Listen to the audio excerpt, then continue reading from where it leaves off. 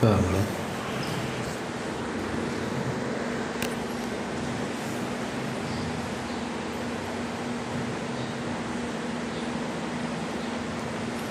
Bismillahirrahmanirrahim. Assalamualaikum warahmatullahi wabarakatuh.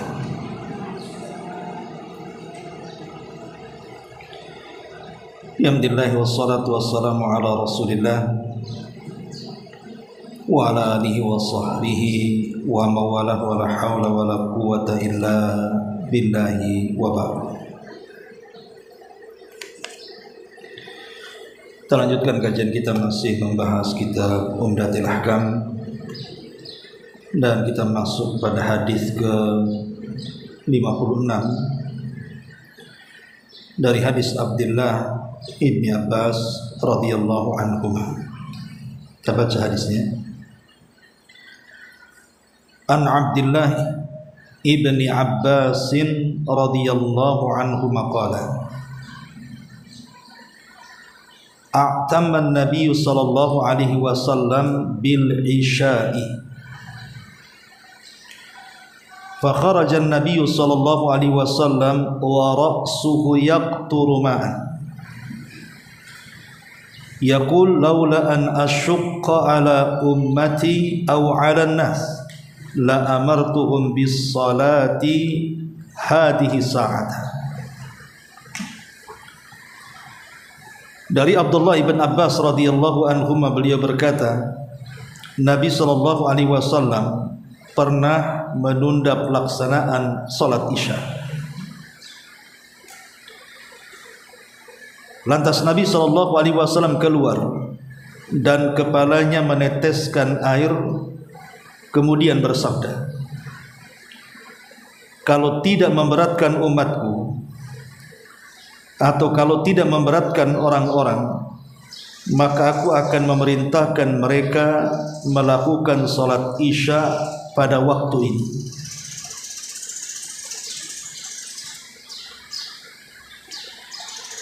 Hadis ini menjelaskan tentang keutamaan waktu salat Isya,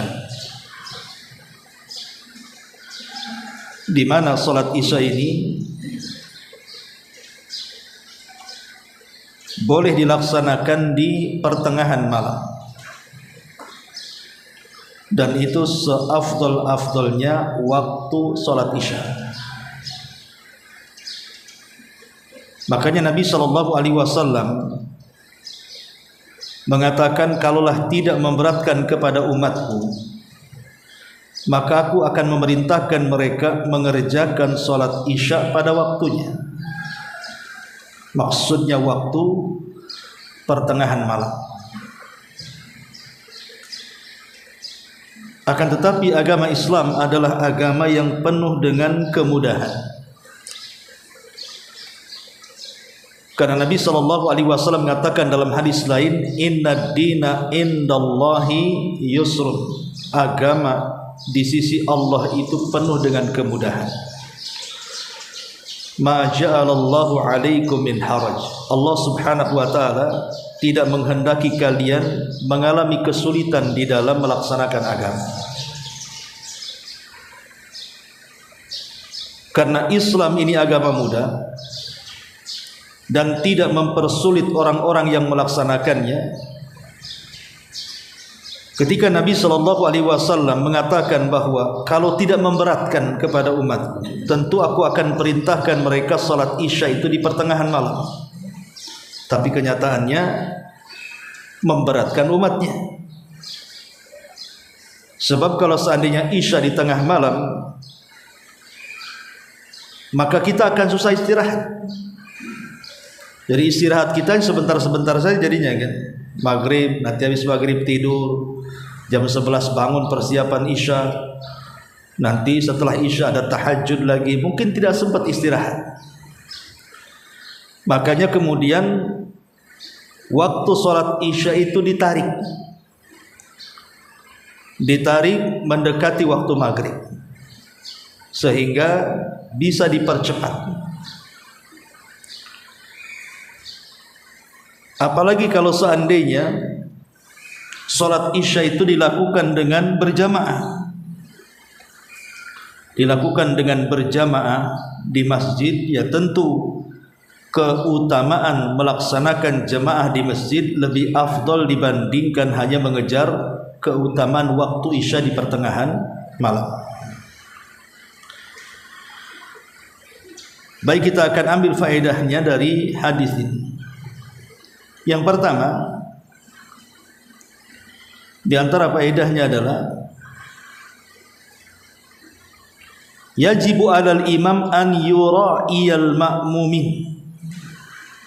Wajib atas imam ini untuk melihat kondisi makmum.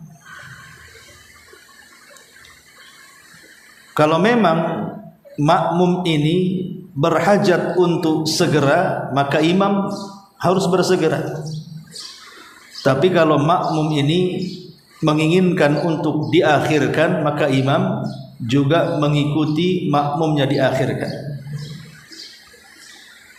Bahkan dalam segala hal, imam itu juga harus memperhatikan kondisi makmumnya. Dan itu terlihat dari hadis Abdullah bin Abdullah Mu'adz bin Jabal radhiyallahu anhu. Ketika dia salat isya bersama Nabi sallallahu alaihi wasallam, kemudian pulang ke kaumnya. Kemudian kaumnya menghendaki Mu'adz menjadi imam bagi mereka pada waktu salat yang sama isya. Artinya Mu'adz salat isya 2 kali. Pertama bersama Rasul menjadi makmum, kemudian pulang ke kaumnya diminta menjadi imam. Masalahnya Mu'adz bin Jabal radhiyallahu an malah kemudian memperpanjang bacaannya sampai membaca surah Al-Baqarah secara sempurna, sehingga kemudian salah seorang makmum ini keluar, mufaraqah, berpisah, dia menyempurnakan salat sendiri kemudian pergi. Maka selepas salat Mu'adz mendapatkan laporan bahwa ada seorang sahabat yang keluar dari jamaah, salat sendirian, menyelesaikan sendiri. Maka Mu'adz menuduh dia munafik. Ketika sampai perkara ini ke telinga Nabi sallallahu alaihi wasallam, maka Rasul memanggil Mu'adz. Kemudian setelah menceritakan salatnya, maka Rasul menyalahkan Mu'adz dan mengatakan, afattanu ya Mu'adz, engkau hendak membuat fitnah ya. Kalau engkau menjadi imam salat, falyukhaffif, ringankan mereka. Lihat ke belakang, boleh jadi ada orang-orang yang sudah tua renta, tidak sanggup berdiri lama. Boleh jadi di belakang itu ada makmum yang sedang sakit, tidak sanggup bertahan berdiri. Mungkin di antara makmum itu ada yang berhajat, tidak bisa lama-lama salat karena cepat ingin pergi. Lihat ke belakang. Dari sini bahwa Nabi sallallahu alaihi wasallam menyalahkan Mu'adz. Kenapa? Karena salah satu tugas imam juga harus melihat kondisi makmum, ya, tidak mentang-mentang jadi imam sesuka-suka dia. Lah di sini juga sama, Nabi sallallahu alaihi wasallam melihat kondisi makmum. Kalau kondisi makmum ini dijadikan isya di pertengahan malam, tentu memberatkan mereka. Boleh jadi mereka kurang istirahat, bisa akhirnya memadaratkan salat mereka, kan begitu. Boleh mungkin dengan ngantuk-ngantuk. Mungkin di zaman para sahabat yang semangat ibadahnya kuat, bisalah mereka lakukan. Tapi bagi kita yang lemah imannya, lemah ibadahnya, disuruh bangun tengah malam kemudian isya, saya kira mungkin salat isya itu salat yang paling ditakuti. Mungkin hanya sedikit yang salat mungkin, kan. Lah dari sini lihat Nabi SAW memperhatikan makmum.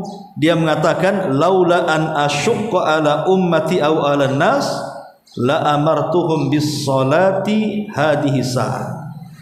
Kalau tidak memberatkan kepada makmum, maksudnya kepada umatku, kepada manusia, tentu aku perintahkan mereka salat di waktu ini, maksudnya pertengahan malam.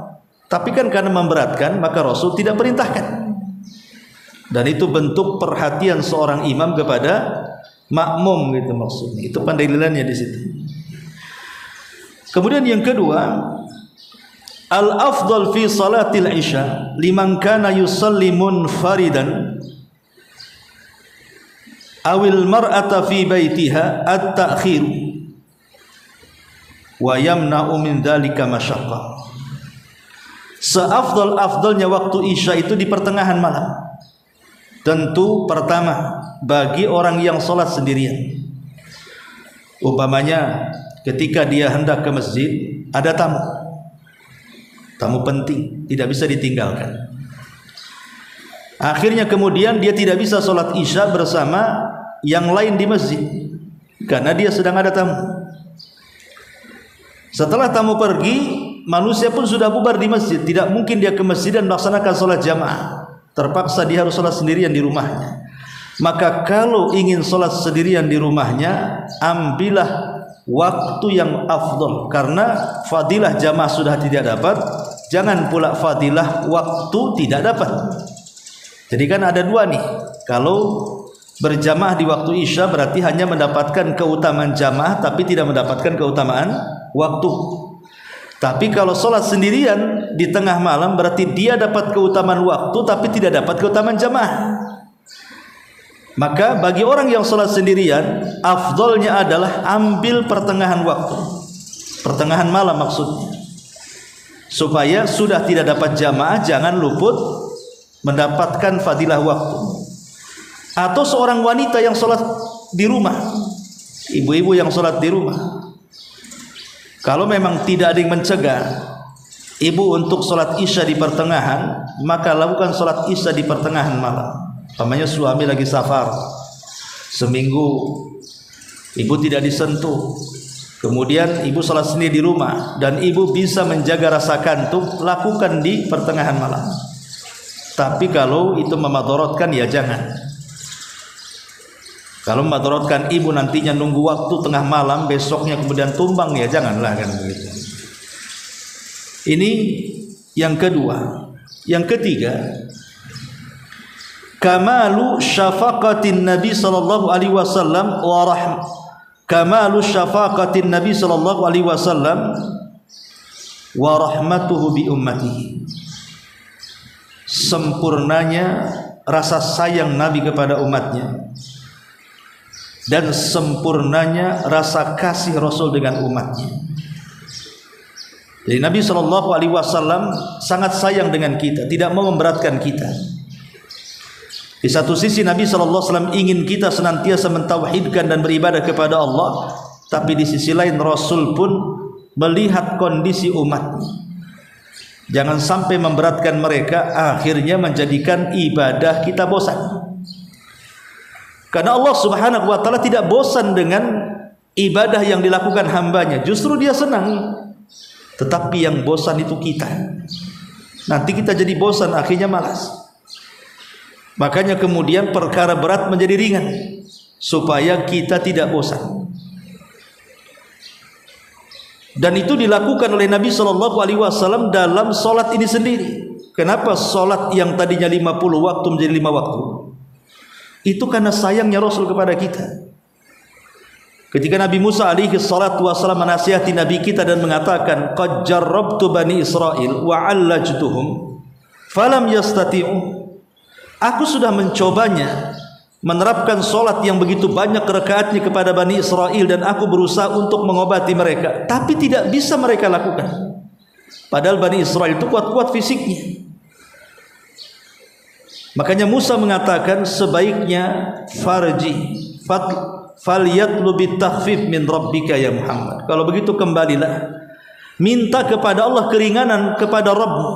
Jangan sampai kemudian engkau perintahkan umatmu dengan ibadah yang memberatkan mereka. Maka Rasul sallallahu alaihi wasallam demi umatnya, dia pun naik kembali meminta keringanan dari Allah. Yang tadinya 50 jadi 45, yang tadinya 45 jadi 40, yang tadinya 40 jadi 35, 30, 25, 20, 15, 10 sampai kepada jatuh di angka 5. Tidak lain dan bukan karena kasihannya Rasul kepada kita. Bayangkan kalau kita sholat 50 waktu, apa enggak demam? Bentar ke kamar mandi, berwudu, kamar mandi, berwudu. Kapan kemudian seseorang bisa jalan-jalan? Asli di masjid aja kan begitu ya. Ibu mungkin di rumah duduk di sajadah saja jadinya. Kayak Aladin jadinya. Terbang ke sana kemari dengan sajadahnya kan. Jadi karena kasihannya Nabi SAW dengan umatnya, makanya kemudian diringankan, minta kepada Allah keringanan. Lah di sini juga sama. Rasul SAW tahu dengan umatnya dan kasihan dengan umatnya, makanya tidak memerintahkan Isya di pertengahan malam. Ini yang kedua. Yang ketiga, yang keempat, di antara faedahnya,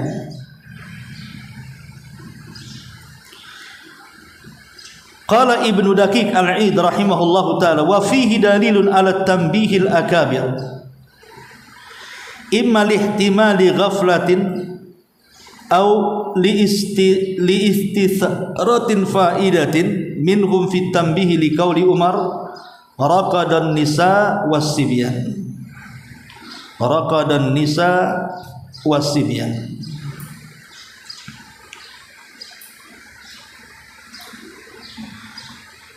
Hadis ini, ma'asyiral muslimat yang dimuliakan Allah Subhanahu wa taala, disebutkan dalam hadis riwayat yang lain, a'tamma an-nabiy sallallahu alaihi wasallam bil isya'i fa kharaja Umar. Nabi SAW mengakhirkan salat Isya, kemudian Umar keluar lalu berkata, as-salata ya Rasulullah, raqadan nisa'i was-sibyan. Rasul, apakah kita harus mulai salat, maksudnya salat Isya, sementara wanita-wanita dan anak-anak sudah tertidur? Fa kharaja wa ra'suhu yaqtur. Beliau pun kemudian dalam keadaan rambutnya bercucuran air, maksudnya karena beliau selepas wudu. Wa yaqul, dan Rasul mengatakan, laula an asyqa ala ummati la amartuhum bis salati hadhihi sa'ah. Kalau tidak memberatkan kepada umatku, tentu aku akan perintahkan mereka salat Isya di waktu ini. Lah di sini Umar bin Khattab radhiyallahu an mengingatkan Rasul kan? Mengingatkan Rasul, ya Rasulullah, raqadan, ya Rasulullah, as-salat raqadan nisa wa sibyan. Rasul, apakah kita harus memulai salat? Maka di sini di antara faedah perkataan Umar di sini adalah fihi adalilun ala tanbihil akabir. Boleh seseorang itu mengingatkan orang yang kemuliaannya jauh di atas kita. Karena Umar mengingatkan Nabi kan, sementara Rasul lebih mulia dibandingkan Umar. Boleh kita mengingatkan, umpamanya anak mengingatkan orang tuanya. Ibu punya ibu, ibunya ibu yang peringatkan, bu, ibu sudah tua, gitu ya.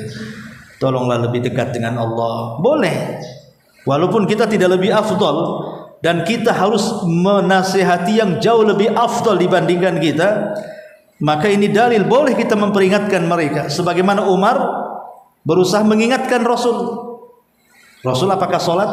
Masalahnya perempuan dan anak-anak sudah tertidur di sini. Karena mengingatkan itu kan bisa saja dua perkara. Pertama, mengingatkan dari kelalaian, atau mengingatkan itu maksudnya dalam rangka konsultasi. Nah, di sini juga di antara faedahnya tidak masalah. Warga mengingatkan RT-nya gitu ya, atau lurahnya yang jauh lebih tinggi pangkatnya, maka Islam tidak melarang selama dengan bahasa-bahasa yang sopan. Ini juga diantara faedah yang keempat. Faedah yang kelima, al-masyaqqatu tusabbibul yusra was-suhulata fi hadhihi syari'ati samha.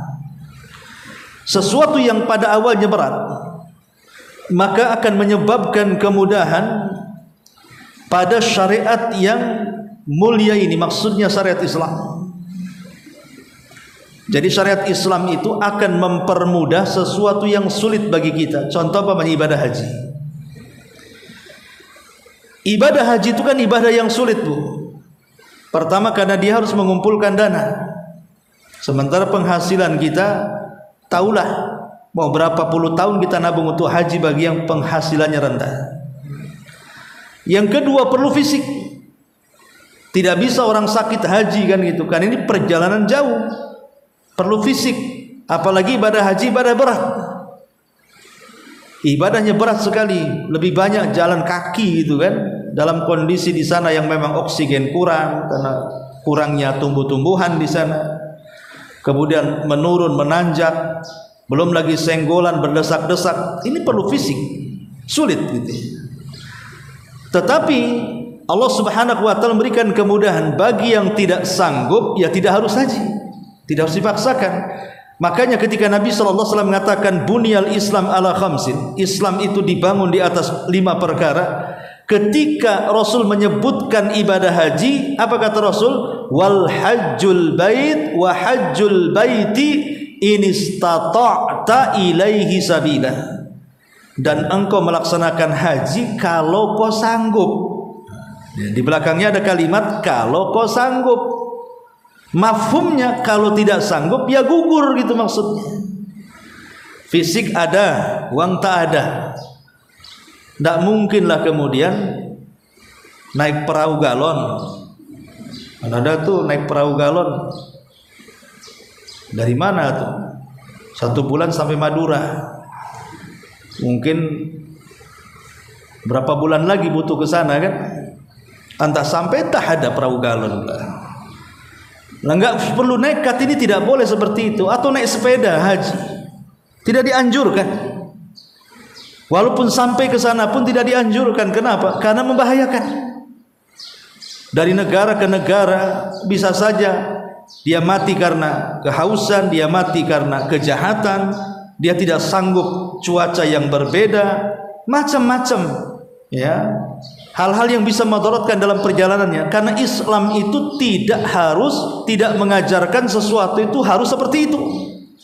Kalau tidak sanggup ya gugur. Ngapain dipaksakan harus jalan kaki dari sini ke sana? Ini memudaratkan. Islam tidak mengajarkan seperti itu. Allah mengatakan dalam Quran, fattaqullaha mastata'tum. Bertakwalah semampu kalian. Kalau mampunya yang seperti ini ya sudah. Karena memang al-masyaqqatu tusabbibul yusra. Sesuatu yang memberatkan itu menyebabkan datangnya kemudahan. Dalam segala hal, dalam syariat Islam itu datang kemudahan di mana-mana. Ibu tidak sanggup sholat berdiri, duduk. Tidak sanggup duduk, baring. Dan itu. Ibu mau wudu, tak ada air, cari tanah untuk tayamum. Ada saja kemudahannya. Kemudian ibu safar, lelah, capek. Kalau sholat duhur, asar ataupun isya harus 4 rakaat dengan badan kelelahan ketika safar mamanya kan, Allah mudahkan jadi 2 rakaat dikosong. Jadi kemudahan itu banyak. Mungkin boleh jadi digugurkan secara keseluruhan bagi orang yang tidak sanggup haji gugur. Mungkin bisa diganti dengan amalan-amalan yang berpahala haji, tapi tidak menggugurkan kewajiban, hanya pahalanya sebanding gitu saja. Atau bagi yang tidak bisa dilakukan karena tidak ada bendanya, Allah ganti seperti air dengan tayamum, wudu dengan tayamum. Atau boleh jadi ibadahnya dikurangi seperti sholat yang 4 rakaat menjadi 2 rakaat. Lah itu semua kemudahan dalam Islam, namanya al-masyaqqatu tajlibut taisir atau al-masyaqqatu tusabbibul yusra. Ma'asyiral muslimin muslimat yang dimuliakan Allah Subhanahu wa taala. Kemudian juga di sini ada faedah.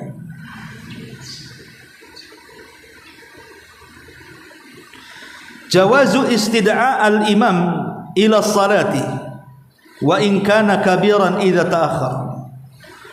Boleh seorang imam memanggil salat walaupun boleh jadi makmumnya jauh di atas dia umurnya. Karena salat itu kan melaksanakan kewajiban.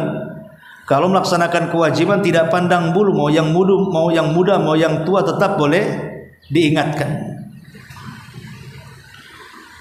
Kemudian di sini juga dalil bolehnya mengakhirkan waktu iqamah dan adzan. Bolehnya mengakhirkan jarak antara iqamah dan adzan. Karena kita tahu bahwa penentuan azan dan iqamah itu bukan bergantung kepada waktu. Umpamanya diputuskan sama pengurus azan ke iqamat 15 menit atau azan ke iqamat 20 menit, bayangkan itu. Tidak bisa, karena waktu antara azan dan iqamat itu tergantung kepada imam yang menentukan. Karena seorang muadzin itu tidak berhak iqamah kecuali setelah imam hadir. Imam sudah belum hadir, muadzin pula dia qomat. Nah, siapa yang jadi imam? Jadi yang menentukan seseorang itu qomat tidak ada kecuali imam. Muadzin adzan saja. Kemudian yang menyuruh dia qomat, ya kalau imam yang menyuruh qomat, ya qomat. Ya. Ataupun kalau memang imam tidak hadir tapi dia dapat izin untuk menggantikan, ya boleh-boleh saja. Kenapa demikian? Karena hadis ini Nabi SAW mengakhirkan waktu Isya, ya, mengakhirkan waktu Isya, azannya waktu Isya, tapi sholatnya di tengah malam.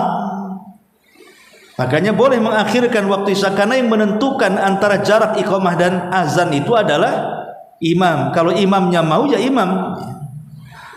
Ya, tetapi mungkin kalau diterapkan agak sulit ya, sholat Isya di pertengahan malam. Walaupun imamnya mau, belum tentu makmumnya mau, kan begitu ya. Maka itu kembali kepada kemaslahatan. Apalagi ada hadis yang mengatakan bahwa para malaikat turun dan doa-doa akan dikabulkan oleh Allah Subhanahu wa taala itu dimulai dari pertengahan malam sampai berakhirnya sepertiga malam akhir. Ini hadis yang ke-56. Kemudian masuk pada hadis ke-57. An Aisyah radhiyallahu anha anna Nabiy sallallahu alaihi wasallam qala idza uqimatis salatu wa hadara al-asya'u fabda'u bil asya' wa an ibni Umar nahu.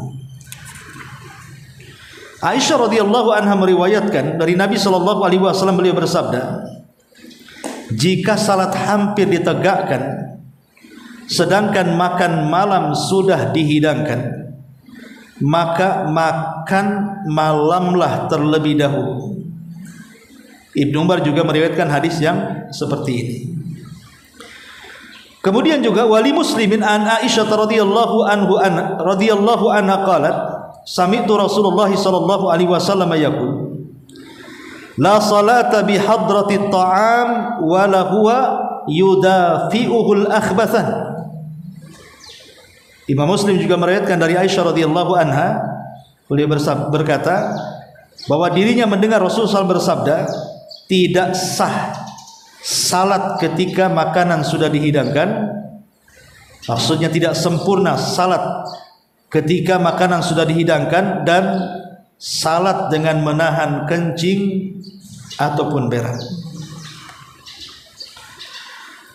Ma'asyiral muslimat yang dimuliakan Allah Subhanahu wa taala, hadis ini menerangkan kepada kita tentang pentingnya menjaga hati ketika salat. Pentingnya menjaga hati atau tidak menyibukkan hati kita ini dengan perkara-perkara luar salat. Karena salat itu kan kita sedang bermunajat. Kita tidak boleh terganggu dengan perkara luar. Kita harus fokus dalam salat itu. Kita sedang menghadap siapa? Kita sedang menghadap Rabb kita yang menciptakan kita. Jangan sampai kemudian kita tidak khusyuk, terganggu dengan perkara luar, akhirnya hilang khusyuknya, hilang tumaninahnya. Makanya Rasulullah SAW melarang. Kata Nabi SAW, idza uqimatis salatu wa hadaral asya, kalau qomat sudah dikumandangkan, tiba-tiba makan malam sudah ada di hadapannya, maka Rasul mengatakan fabdaul asya, makan dulu kemudian salat.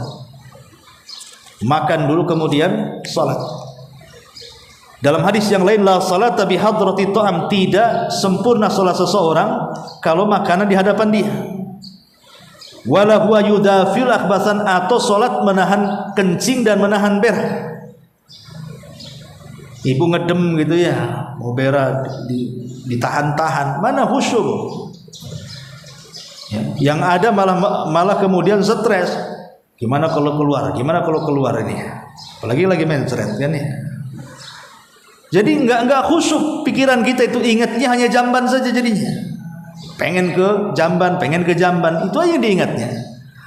Makanya perkara apapun yang bisa menyibukkan salat, yang itu di luar salat, kalau bisa dihindarkan supaya tidak mengganggu kehusyuan. Ibu bawa handphone ke masjid mau sholat, letak pas di depan. Maka kalau seandainya handphone ini bisa mengganggu, matikan atau silent suaranya. Matikan baru letakkan gitu ya. Ini enggak tahu mau sholat, kemudian handphone enggak dimatikan, enggak di silent, taruh aja di situ. Coba bayangkan Bu, berapa banyak orang-orang yang jahil, yang tidak tahu hukum sholat, ketika kemudian ada berdering karena ada orang yang telepon kepada dia, bukannya tidak segera dimatikan walaupun dia sedang sholat, malah dibiarkan alasannya dia sedang sholat. Kan ganggu bagi yang lainnya. Sebenarnya kan boleh bergerak untuk mematikan sebenarnya, tapi jangan gerakan-gerakan yang akhirnya membatalkan sholat. Ambil, matikan. Walaupun kita sedang sholat, supaya tidak mengganggu yang lainnya.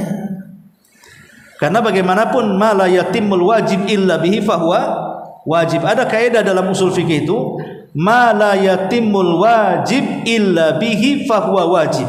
Tidaklah sempurna sebuah kewajiban kecuali dengan sesuatu yang bisa menyempurnakannya, maka sesuatu itu ikut hukumnya wajib. Khusyuk sebuah kewajiban dalam sholat, bahkan rukun. Ketika kemudian handphone ini berdering karena ada orang telepon, otomatis kan bisa menghilangkan kehusyuan. Maka dengan cara mematikan kita dapat khusyuk. Boleh jadi mematikan itu hukumnya wajib supaya dapat khusyuk, gitu maksudnya. Lah ini harus dipahami. Makanya hal-hal yang bisa kemudian memasukkan perkara luar yang menjadikan sholat kita ini hilang khusyuk, jangan taruh di situ. Handphonenya mamanya, kalaupun harus taruh di depan karena takut dicuri orang, ya tadi, jangan sampai, kalau bisa dimatikan dulu lah, supaya tidak mengganggu sholat kita. Baik, kita ambil faedah dari dua hadis ini. Ma'asyiral muslimat yang dimuliakan Allah Subhanahu wa ta'ala, hadis ini memiliki faedah yang pertama, taqdimu huduril qalbi fi sholati ala fadilati awalil waqti. Taqdimu huduril qalbi, berusaha untuk menghadirkan hati di waktu kita sedang siap-siap untuk melaksanakan sholat di awal waktu. Jadi ketika kita sebelum takbiratul ihram, maka kita sudah harus menghadirkan hati. Caranya apa? Sesuatu yang bisa merusak hati di tengah-tengah sholat, ada kesempatan untuk dihindarkan. Sebab kalau sudah sholat Allahu Akbar, baru kemudian terpikir pengen ini, pengen itu, oh iya tadi makanan enak belum dimakan, apalagi satu hari sudah puasa, kan itu.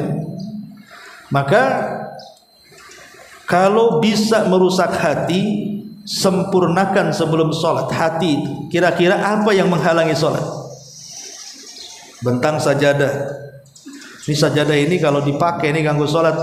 Gambarnya apa? Gambar Teletubbies sajadahnya. Ini bahaya. Nah, cari sajadah yang polos. Ya. Wah, ini dinding ini kurang bagus nih, kalau sholat ganggu saya ini. Catnya nggak sesuai dengan ekspektasi. Saya suka pink kok, dicat hitam pula. Jadi apapun yang menghalangi kita untuk menjadi tidak khusyuk sebelum sholat, hadirkan hati. Apa yang merusak hati, singkirkan dulu, itu maksudnya.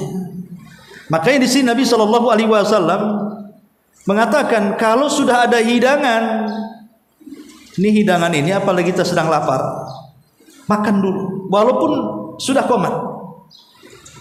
Kalau menjadikan kita sholat kemudian memikirkan hidangan, gitu maksudnya.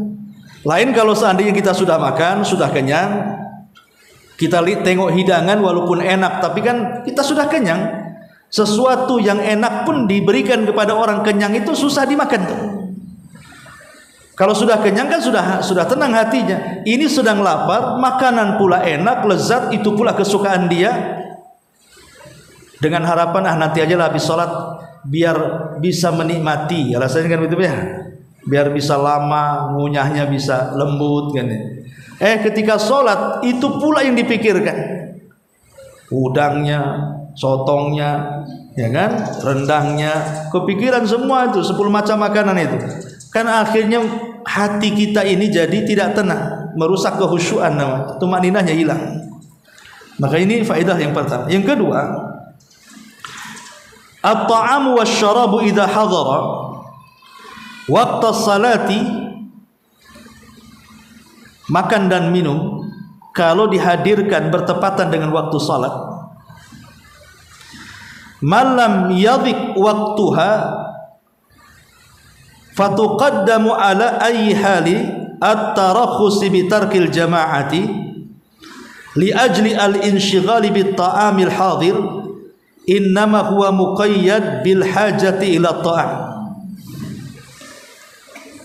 Kalau seandainya dalam satu waktu ada dua perkara, satu harus sholat berjamaah, di sisi lain ada makanan, ada minuman yang lezat.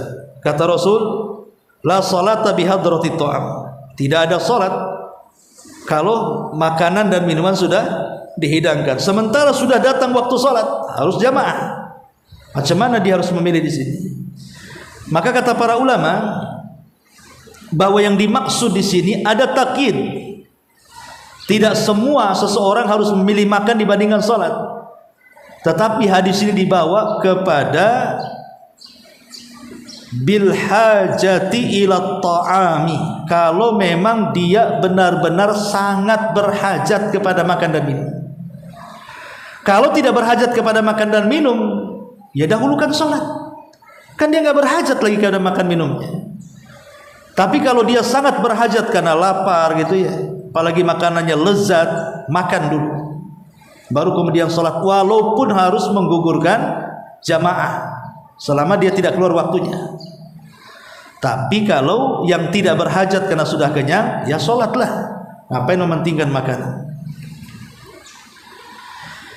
Kemudian juga al-khusyu' wa tarkus syawagil matlubun fis salati, kehusyuan dan menghilangkan perkara-perkara yang menyibukkan salat itu sangat dituntut dalam salat untuk dihindari dan dihilangkan. Apapun yang menjadikan penghalang kehusyuan dalam salat sebelum salat, hilangkan. Kemudian juga as-suhulatus syariatil islami. Di sini juga ada kemudahan dalam syariat Islam. Bahwa seseorang boleh makan dulu, boleh minum dulu baru salat, walaupun harus keluar dari jamaah salat. Dan itu kemudahan. Gimana orang lagi lapar, di hadapannya dipilih dua pilihan, makan atau salat? Makan dulu. Ya, ini kemudahan syariat Islam. Masalahnya Bu, yang kedua perkara menahan kencing dan berak. Ibu lagi salat, sudah tasahud akhir lagi. Kan masalahnya sudah tasahud akhir Bu. Tahu-tahu ibu pengen kentut, diempet, pengen berak ditahan, pengen kencing ditahan, tinggal sebentar lagi mau salam, ya tasahud akhir kan.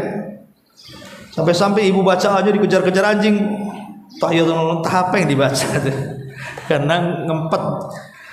Maka dalam perkara ini dijelaskan oleh para ulama, idza dhaqal waktu, kalau memang waktunya sempit, ya, waktunya sangat sempit sekali, ini ntar lagi mau salam. Kalau ibu batalkan, kemudian berak dulu, kencing dulu, wudu, ulangi lagi di awal, kan butuh waktu lama kan itu ya. Maka in kana bi istita'atihi an yu'addiya shalah qabla an yakhrujal waqtu shalah. Kalau memang dia sanggup menahan, untuk melaksanakan sholat sampai selesai sholat, bisa menahan ya maksudnya, maka sholat saja, maksudnya sempurnakan kalau bisa menahan ya. Tetapi kata para ulama, kalau dia tidak bisa menahan atau dia tahan kemudian menjadikan penyakit, dia tahan menjadikan kemudian madarat, maka sebaiknya batalkan sholatnya. Coba ibu nggak sanggup menahan, akhirnya bisa kencing di celana ataupun berak di celana, kan madarat bu, ngotori masjid jadinya kan, bukan hanya celana saja, ngotori masjid lagi dengan najis, kan ini madarat atau membahayakan badan dia, kesehatan dia. Sebaiknya ibu batalkan, nggak ada masalah ibu batalkan, ibu ulang lagi sholatnya setelah melaksanakan buang hajatnya. Bagaimana dengan sholat yang pertama? Insya Allah berpahala, karena setiap gerakan dan bacaan dalam sholat itu berpahala. Tetapi menyempurnakan sholat dari awal sampai akhir itu menghilangkan kewajiban, supaya gugur kewajibannya. Nah ini harus dipahami bahwa lihat kondisi, kalau ibu bisa tahan sholat, kalau tidak bisa tahan jangan dipaksa. Kenapa? Faedahnya supaya tidak mengganggu kehusuan sholat. Karena kan sambil nahan ibu sambil baca, mana bisa khusyuk bu? Belum lagi kemudian ibu baca dengan sekencang-kencangnya kayak dikejar setan, kan akhirnya makin tidak khusyuk lagi, tidak tumanina lagi tuh. Maka daripada tidak hilang tumanina, hilang khusyuk, batalkan saja, kemudian ambil wudu, kemudian sholat. Kecuali ibu memang mampu menahan, maka tidak masalah menahan sampai selesai waktu sholat ya. Inilah diantara faedah dari 2 hadis ini atau 3 hadis ini. Tapi sampai di sini Bu, mungkin sebelum saya tutup ada soal, silakan.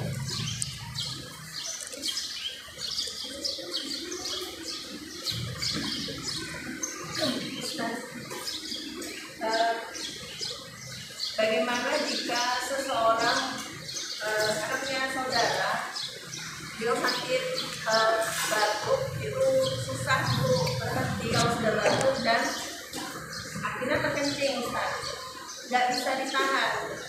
Jadi ketika sholat itu kesulitan beliau mengulang, sementara tubuh dia juga buat ke kamar mandi itu karena kondisi badan yang kakinya yang kurang sempurna, agak kesulitan Ustaz. Itu kira-kira ada keringanan?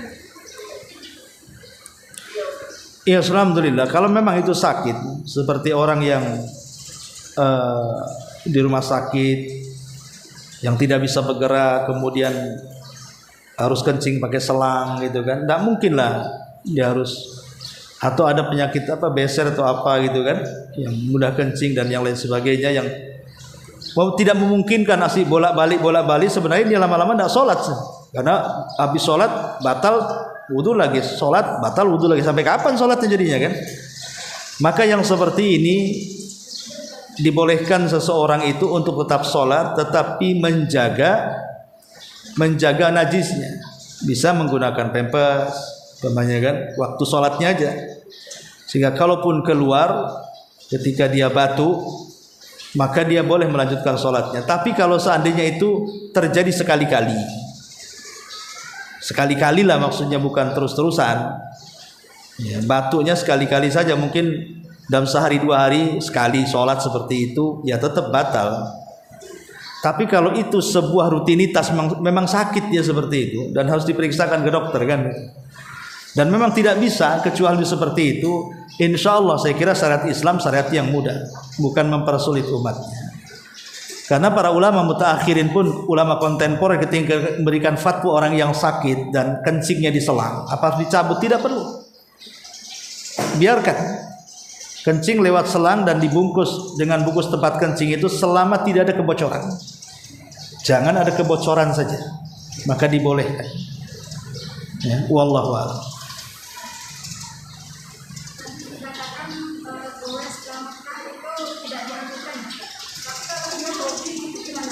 Gimana? Goes?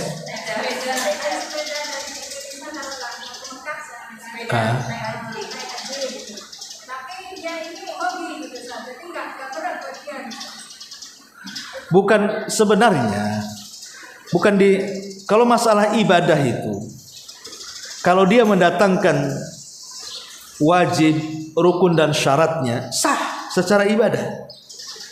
Walaupun dia haji pakai uang korupsi, walaupun dia haji pakai travel jin buat travel gitu ya. Yang jelas rukun, wajib, syaratnya terpenuhi. Kalau bicara sah-sahnya ya sah. Tapi bicara qabul dan tidaknya itu kan urusan Allah. Diterima atau tidaknya. Nah sekarang kemudian kebanyakan nih yang saya tahu orang goes ke Mekah itu akhirnya apa, pakai infak online, membantu dia di tengah jalan. Jadi tujuannya apa? Yang kedua jadikan konten. Saya udah sampai sini, nanti dibuat di blognya dia. Anda sedang haji, sedang pamer nih kan. Kalau tidak ada yang tahu, ya berangkat pulang gitu kan. Ya mungkin kan kita tidak tahu ada orang haji pakai sepeda kan gitu ya. Ini kan sepanjang jalan dia buat blog. Mungkin lagi buat konten mungkin dia. Kayak yang haji pakai kapal galon itu. Tiap hari ada kontennya. Nih kami sudah sampai di Laut Madura katanya. Ada galonnya bocor. Lagi diganti pergantian galon. Ya apa cerita kayak gini? Nyusahin diri. Gimana kalau ada buaya laut lain dengan buaya darat kan gitu. Terkam jadi situ, belum lagi ularnya, ombaknya, nggak kepikiran lah ke situ. Kalau bukan buat konten saya kira enggak. Memang sekarang memang zaman konten. Apalagi kan? Kalau dia betul-betul sampai ke sana, kemudian melaksanakan wajib, syarat dan rukun, sah ya sah kan? Ibadah itu kan ditinjau dari dua perkara. Pertama sah dan tidaknya, yang kedua qabul dan tidaknya. Sah dan tidaknya, saya bisa jawab, oh sah kalau Anda mendatangkan syarat, rukun, wajib, ya sah. Tapi apakah diterima hajinya, umrohnya? Yaitu urusan dia dengan Allah. Tapi melihat kelakuan seperti ini yang kemudian orang berangkat ke sedemikian konten, ya kita sudah menghukumi zahirnya, Anda ini sedang riya. Yang lebih parah lagi kemudian mencari dana sepanjang jalan, pakai infak online dan begitu seterusnya kan, makin jauh lagi ke sananya. Anda sedang minta-minta. Jadi banyak perkara. Belum lagi lebih daripada itu madarat di tengah jalan. Ketabrak, kecelakaan, kemudian rusak kendaraannya, belum lagi penjahat, cuaca, macam-macam. Ngapain kemudian? Belum lagi kalau dia punya keluarga, ditinggal berbulan-bulan, cemana nasib keluarganya coba? Mungkin punya anak yang harus dibiayai, punya istri yang harus dikasih makan. Saya bilang ini orang nekat nih. Islam itu tidak mengajarkan nekat dalam ibadah. Nggak sanggup gugur. Sebab kalau hal ini dibolehkan, lalu apa gunanya kemudahan dalam agama? Kaidah-kaidah kemudahan dalam agama hilang kalau seperti ini. Dikalahkan dengan orang-orang yang nekat jadinya. Jadi sekali lagi, kalau sah dan tidaknya gampang. Tapi kalau qabul dan tidaknya itu urusan dia dengan Allah. Yang jelas bahwa kita mengikuti alur Islam itu agama mudah, ada hal-hal yang tidak harus dilakukan dengan seperti itu. Wallahu a'lam.